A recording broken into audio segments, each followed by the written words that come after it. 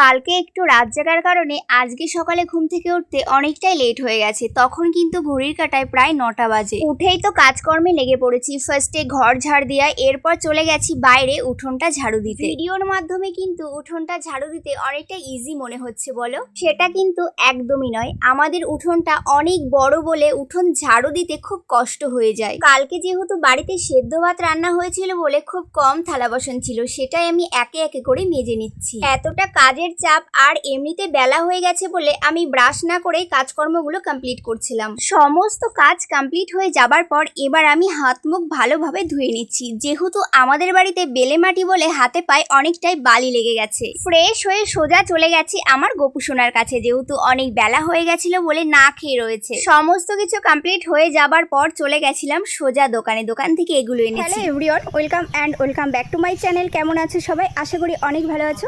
তোমাদের সামনে নিয়ে চলে এসেছি কিন্তু আজকে অনেক দিন পর একটি ছোট্ট মিনি ব্লগ ভিডিও। তোমরা দেখতে থাকো। আর কেমন আছো সবাই অবশ্যই কিন্তু কমেন্ট করে জানিও। তো আমি তো মোটামুটি ভালোই আছি তোমাদের ভালোবাসাতে। তোমাদেরকে তো বলেইছি সকালে উঠে আমি কিন্তু ভাত খেতে পারি না, তাই জন্য সকাল সকাল দোকানে চলে গেছিলাম। 3 রকমের বিস্কিট আর ডিম নিয়ে চলে এসেছি। এবার ব্রেকফাস্টটা করিনি। আর তোমাদের সকালের ব্রেকফাস্ট কী হয়েছে অবশ্যই কিন্তু জানিও।